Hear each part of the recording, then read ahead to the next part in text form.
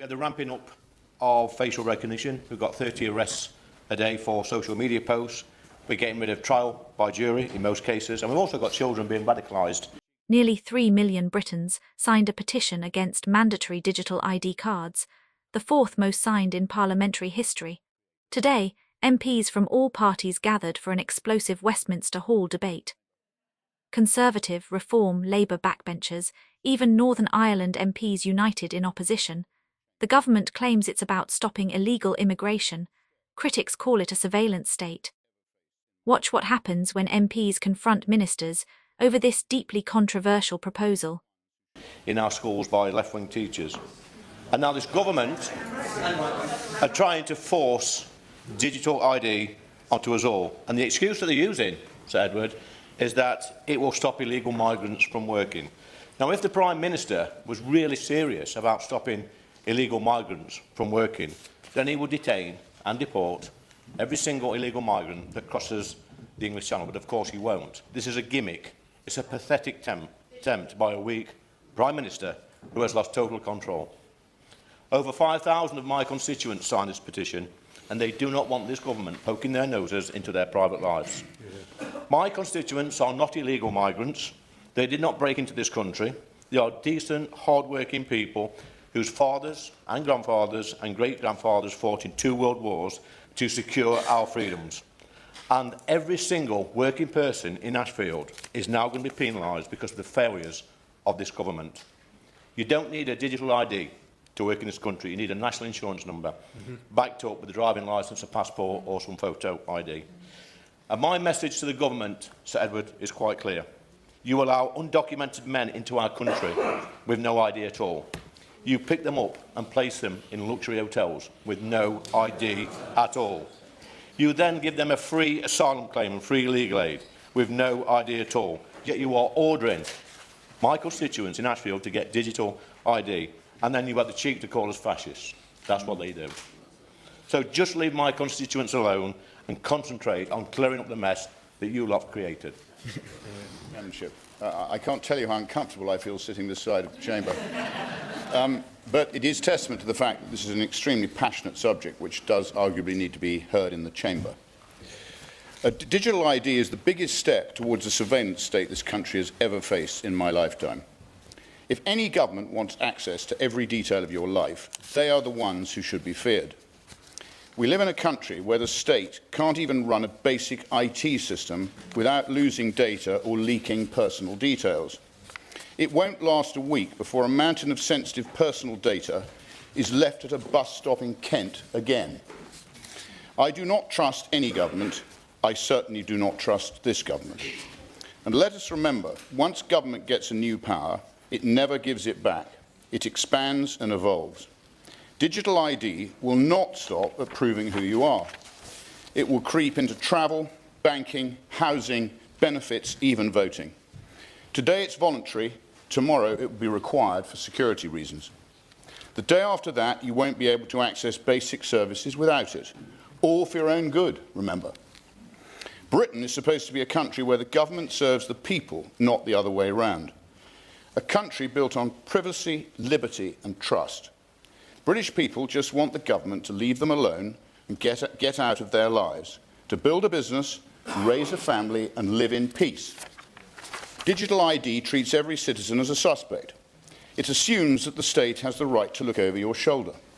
You defend it by severely limiting the power of the state, not radically expanding it. Abolishing jury trials, cancelling elections, implementing facial recognition, and now this. This incoming dystopian future must be resisted. I will be holding my own protest against this creeping move towards George Orwell's Animal Farm. I will simply not comply.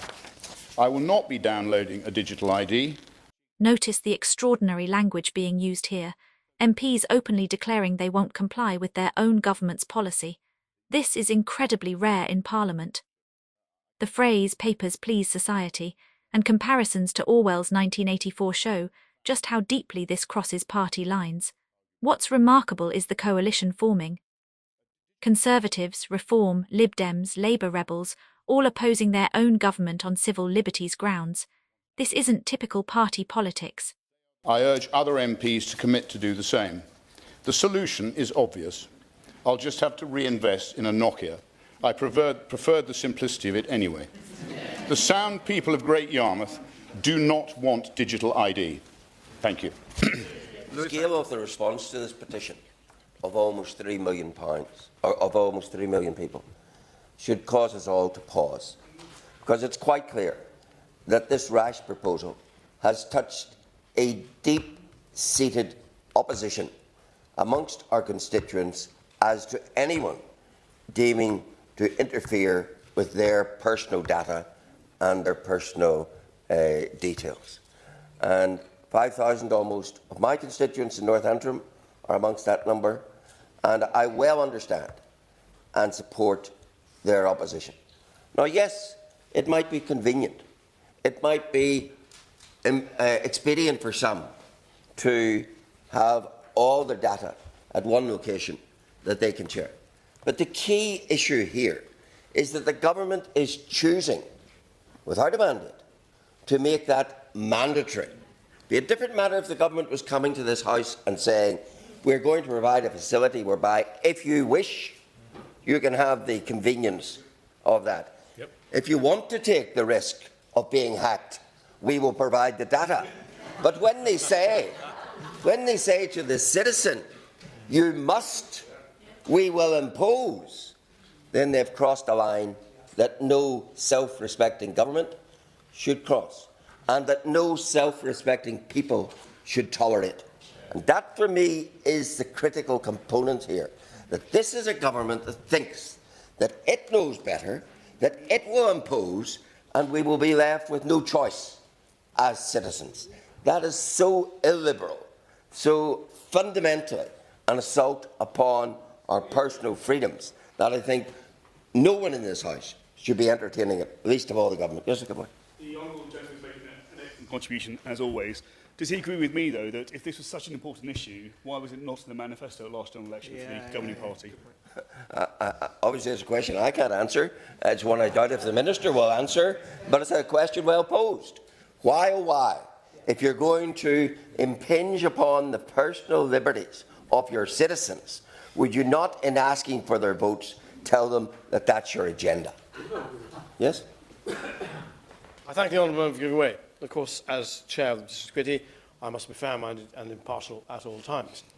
But the member might be acquainted with the fact that I represent the most remote mainland constituency in the whole of the UK. And just let me put this point, we do know what digital exclusion is. Yep. And representing a constituency in North Antrim, I know many parts of my constituency where you cannot get the digital connections that are supposedly promised, and I know what digital exclusion is in that regard as well. So this is a proposition so flawed, no matter which way you look at it, but most fundamentally flawed in the compulsion that it brings. The final point I wanted to make to the Minister is this. Whatever happens on this subject matter, and I trust it is ditched in its entirety, but whatever the ultimate outcome is, it has to be a nationwide outcome, because too often I've seen in my part of the United Kingdom differences of treatment which add to the already obnoxious situation where we're partitioned by an Irish Sea border. We don't want partitioned on a digital border as well. Order, order. Robbie Moore to move the motion. Thank you, Sir Edward, and it is a pleasure to introduce today's e-petition debate under your chairmanship. I beg to move that this House has considered e-petition 730194 relating to the introduction of mandatory digital ID cards. It is a pleasure to open the debate today on behalf of the Petitions Committee, and can I thank all organisations and individuals that I have met with in preparation for the debate. Sir Edward, nearly 3 million people have signed today's petition. It is the fourth most signed petition in the history of parliamentary e-petitions, comparable only to the recent petitions calling for a general election.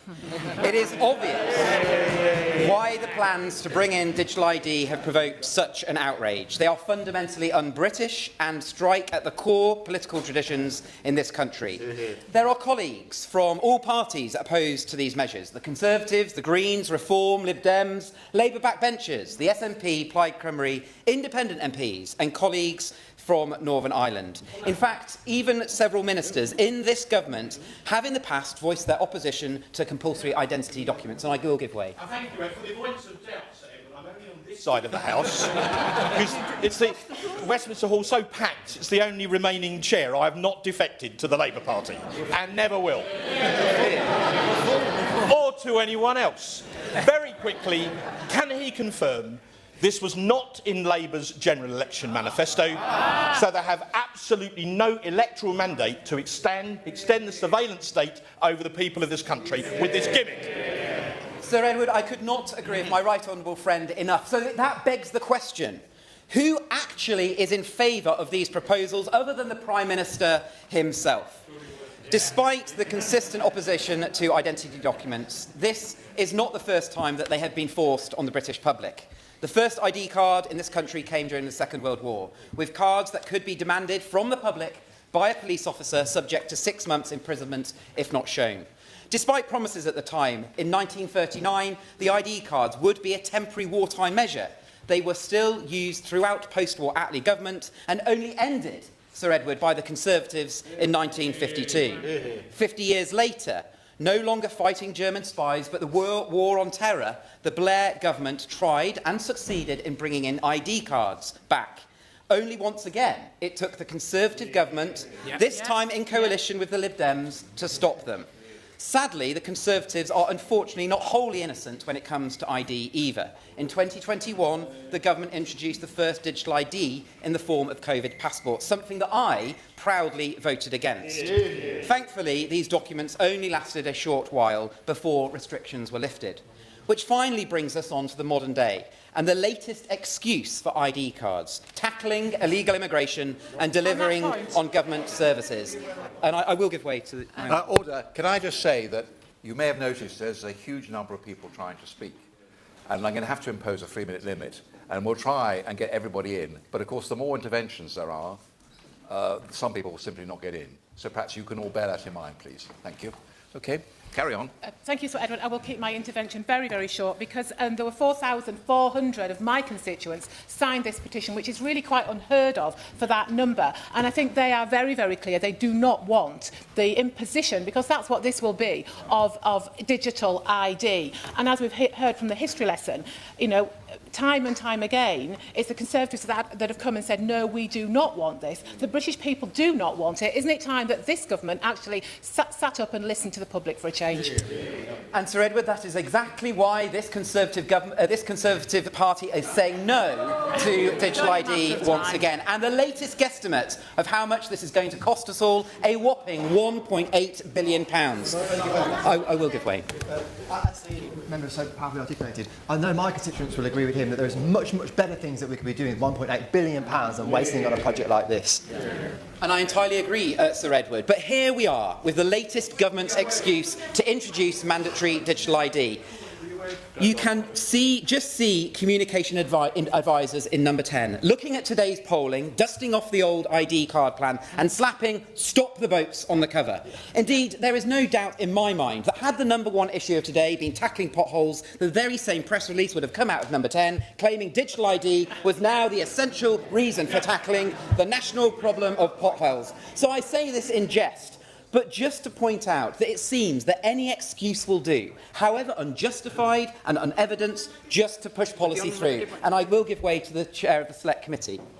Thank you very much. I'd like to thank the Honourable Member greatly for giving away. And I wanted to say that there are many who do seek the ability to identify themselves, who do not have that as it stands. And I think we all have constituents who are experiencing that. My committee has seen evidence, though, that the figure that has been quoted by the Honourable Gentleman is not recognised by the Secretary of State. So it's not recognised by the Secretary of State. It's been put forward by the OBR, and she will be writing to us to set out what costs she sees and when they will be realised. It's also very important to recognise that the level of digital hygiene across government is not such as could support, in my view, a digital ID scheme which is mandatory. And, Sir Edward, there lies all of the explanations and the reasoning as to why there is so many in this House that are opposed to the plans that are being brought forward by the Prime Minister. But here's the question they hope that nobody will ask.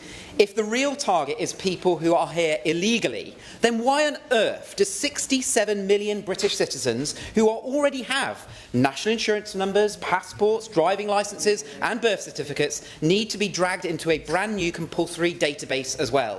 What exactly is it about stopping the crisis of inflatable dinghies in the Channel that requires your son, your daughter, your dad, your 90-year-old grandma to hand over her data to, and facial geometry to the Home Office server? And I will give way. I'm grateful to my honourable friend for giving way. My constituents in Epping Forest are deeply concerned about the prospect of digital ID cards. Many have written and spoken to me, and over 5,600 have signed the petition.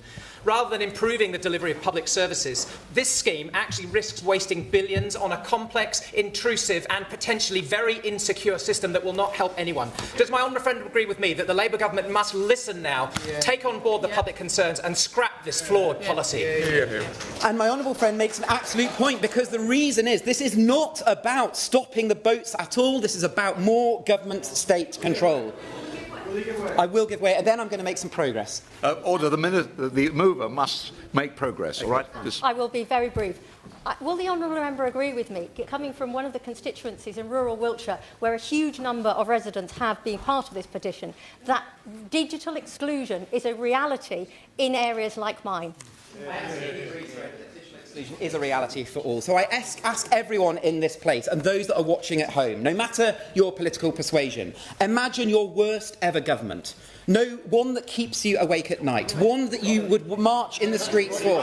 To many, I am sure it will be this government, but to some it may have been previous. This single piece of digital infrastructure hands them, whoever they may be, the key to your life.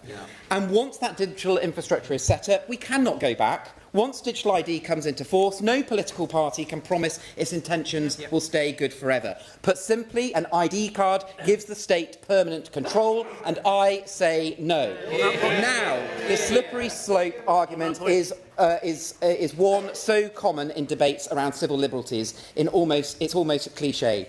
But once we have the digital identities infrastructure in place, it will become so much harder for a well-meaning minister to resist the idea that they can fix areas of public policy by tracking and controlling an ever finer level of how a population behaves. And I will give way. I'm grateful to my old friend for giving way. We have a government that couldn't even keep their own budget under wraps. What hope have they got with our personal data? And Sir Edward, that is exactly what a constituent of mine emailed me about, and they were a constituent that voted Labour in 2024 and have said to me, if they can't even control the leakage from the government, how on earth can they control our data? And I will give way, and that will be the final intervention for the time being. Extremely grateful to the Honourable John for giving way. I, like many, have been absolutely inundated by Hartlepool constituents who are hugely concerned about this. Does he agree with me that part of the problem here is that we got an announcement without the detail? I've written to the Minister with a number of questions put to me by our constituents. Do you think government ministers owe our constituents answers on the details of what they're actually proposing? I couldn't agree with the honourable member enough, and I suspect the Minister will be coming out reiterating lines that he was given from the Prime Minister before this debate. And just look at the social credit system in China. Facial recognition linked to ID penalises people. Blacklisted citizens cannot buy train or plane tickets, book hotels or apply for certain jobs. This government has already indicated that migration, work and renting will be tied to ID. But how long will it be before future governments push further and accessing state services is brought under the control and monitoring of digital ID? We are already seeing signs of this framework within the School and Children's Wellbeing Bill, the Online Safety Act and the One Login system. Combined with a formal digital ID, these frameworks would create a world of control for Whitehall and a soulless dystopia for the rest of us. Together, they replace the honesty of decency of human-to-human interaction with opaque, mechanical, computer-says-no future. The scary truth is that the appeal of control and ID cards lies within anyone who has access to power, and it takes conscious effort in every one of us to resist this temptation.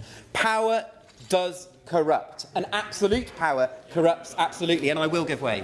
I'm very grateful to the honourable gentleman for giving way. Wouldn't he agree that if bad employers are not prevented from taking people on with national insurance numbers, or if they don't have their passports, they're not going to stop at taking someone on without digital ID.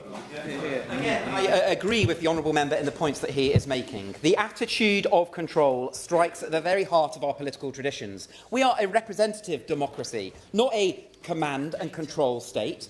Government exists by the will of the people, not the other way round. Put simply, we are not a papers-please society.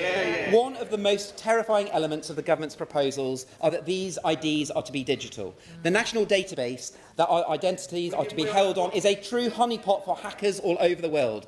And to those that say it would be secure, I say to you, name me a company, a government body that hasn't had a hacking crisis in recent years. The NHS, the Co-op, Jaguar Land Rover, I could go on. Even Estonia's government lost 280,000 digital ID photos in 2021. And I will give way. Thank him for giving way. Does he share my concerns that this scheme could put constituents' most sensitive data into the hands of private, perhaps overseas individuals who may have neither our constituents nor our country's interests at heart?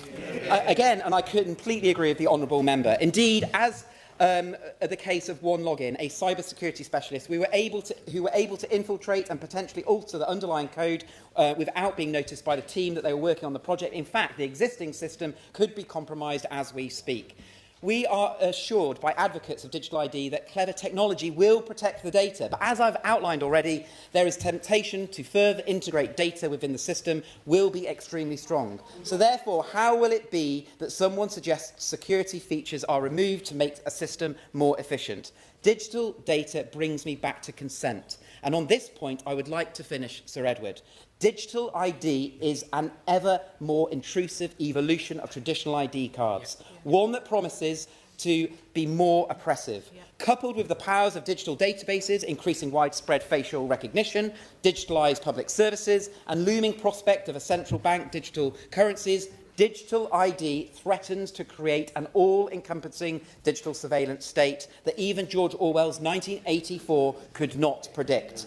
In every aspect of public life, we give over our data with consent.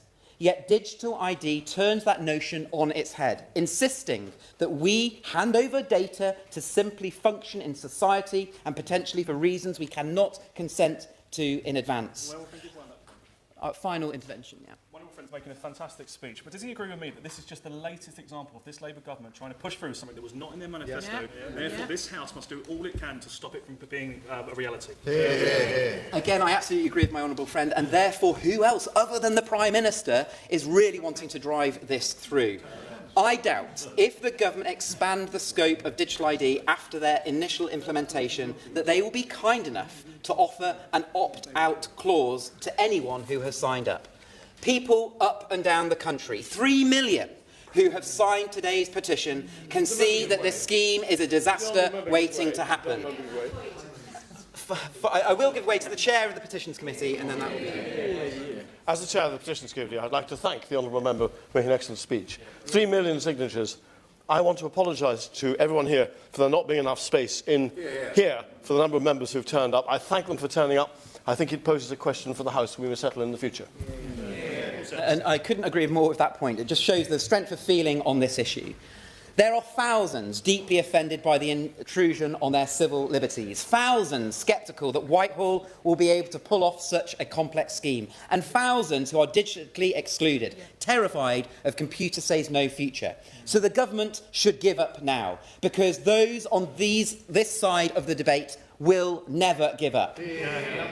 Whether today's identity cards are stopped before they are implemented, the last few months, as they were in the last few months of 2010, or over a decade ago as they were in 1939, the British people will fight them. We will stop them and we will overturn them. Sir Edward, as I said to the government on the day that they announced this policy, I am not a tin of beans and I do not need a barcode.